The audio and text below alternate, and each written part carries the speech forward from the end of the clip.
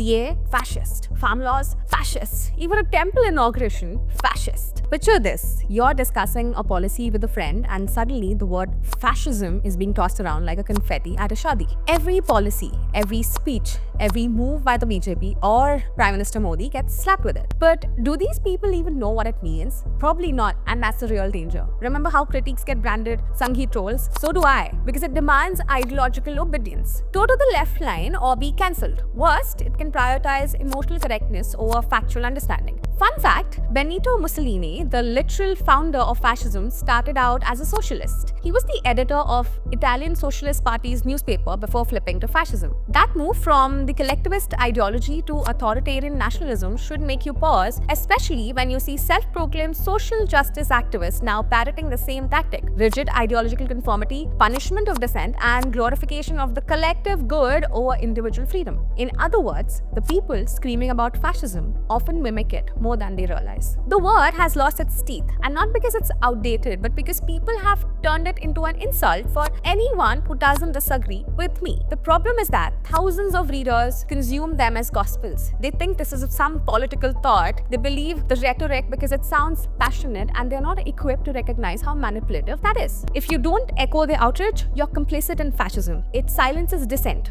Is questioning EVMs fascist? No. But calling every disagreement fascist erodes the word's meaning, making real threats invisible. But the ugly truth these people don't seem to want to face is that fascism thrives on forced conformity. And that's exactly what the left are demanding. The cheapening of words like fascism and genocide and caste supremacist until they mean nothing at all. It's the idea that you're either loud or evil. That if you don't use your platform exactly the way they want you to, you're dangerous. And the fact that it's being championed by people who claim to be fighting it is an epic punchline. If you're doing any of that, you're not resisting fascism, you're actually helping it grow. Maybe read a book, sit with yourself, because not everything you feel needs to be projected. Not every silence is oppression. Not every disagreement is fascism.